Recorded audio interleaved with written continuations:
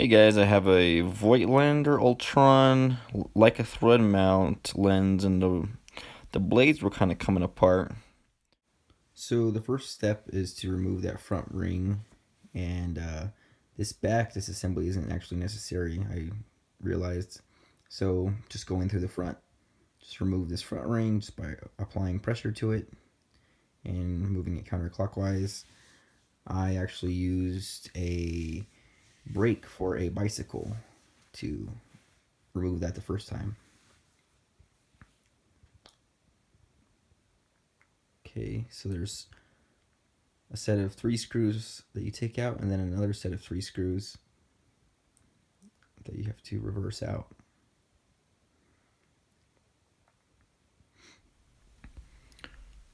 Alright, so once you take off the 3 screws and then the other 3 screws, this whole aperture blade mechanism will come right out. Okay.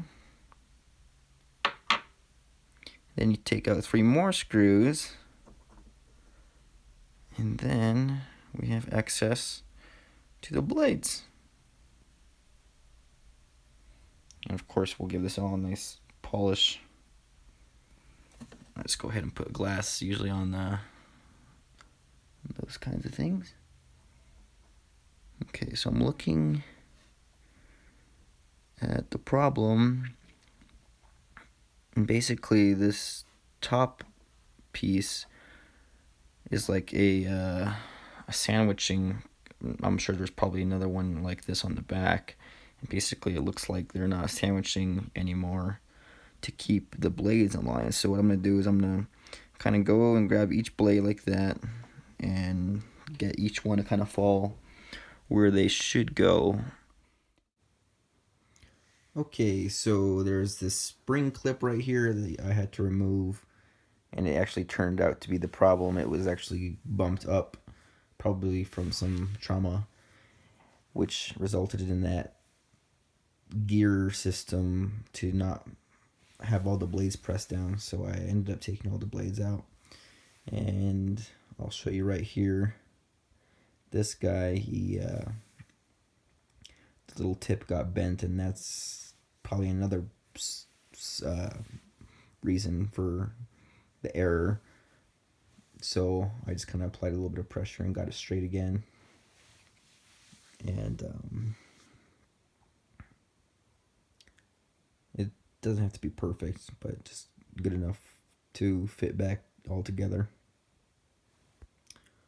Got them all back in there. It was pretty hard, but not impossible. I forgot how they all went back in, so I basically kind of had to figure it out. And basically, you kind of just lay each one over each other, and you have them kind of going over each other to the left, as opposed to what you might think is going around clockwise. Is they actually kind of overlap in a counterclockwise way. I'll kind of demonstrate that right here. Basically, you kind of put a piece down from the back, and then you lay it over, and then there's a next hole right there, and you just kind of plug in the back, and then you just keep laying them over each other. So I meant to show you guys, but I was a little too carried away working on it. But this is the way you'll want it. So that bottom groove is actually the way the aperture has like a nice rounded edge. So this is the way you'll want to lay them down. So on the bottom, there's another nipple, and you can see that the top right there has its up point. So that's the way you lay them down. I had to figure that out the hard way. Basically, if you do it the other way, if you flip them around upside down, then they won't extend fully. They won't be able to have a full range of motion. So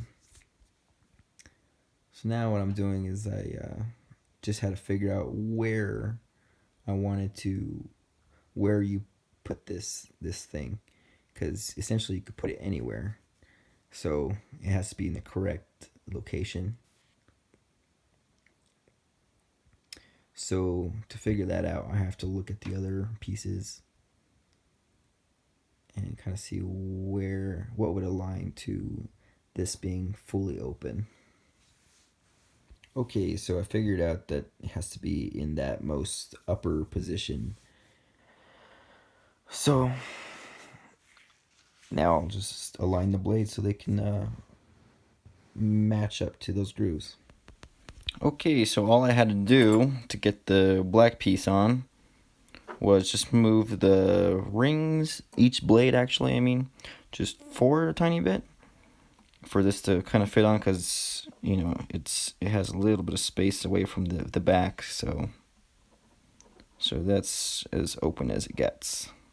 You know, these lenses that their maximum aperture, they're never actually really perfect circle. Like it never actually goes beyond its maximum aperture. Like that is it. That's 1.7 right there. So I just kind of moved each one forward a little bit, and the way to know if they were all kind of in the right spot is you just look at these shapes. If each little line looks like right about the same length as the last one, then you know it's all pretty good, as opposed to you know, having this shape being a little misshapen. So that's the way you'll kind of just get it good for, you know, a good estimation for this to fit on. Is, you know, just kind of move each one a little bit forward and then make sure that shape looks symmetrical. Throw on the ring and then get your little spring clamp back in there, which is very easy. And all I did though is I was just applying a little bit of pressure on top of this thing.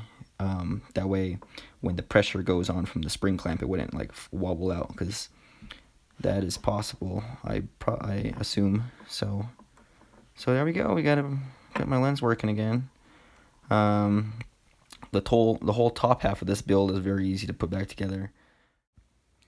So just want to let you guys know that the screws attaching this element grouping are the outermost set of screws, and the innermost set of holes will be for the upper piece to screw into this.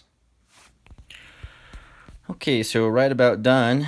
One quick tip is I would only put one screw in when you're done, and then get your adapter and see if it's aligned.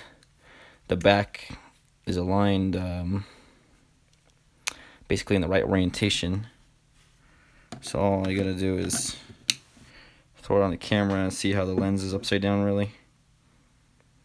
So now I know I gotta move it like, I don't know, 70 degrees clockwise. So I'm gonna do that right now. Okay, so that's as good as this lens actually gets. It's pretty much 3 possibilities of where it's orientated, but that's as good as it was before I did anything to it anyways, so whatever. And there's the aperture blades working. Sorry about the sounds. I guess my weird app doesn't record sounds sometimes, so I'm just over recording it.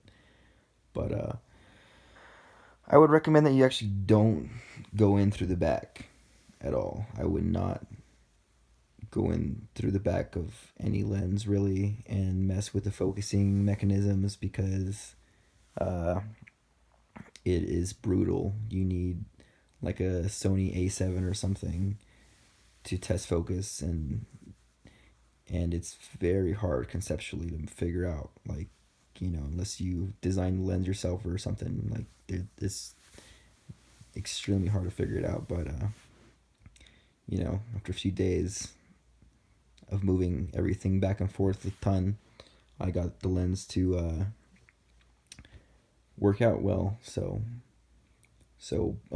it was easy for me to put it back on, but I understood the concepts of everything, and had a good point left for me of reference of where it had to go back on. So if you have to do something like this, I would go in through the front of the lens. That's my tip.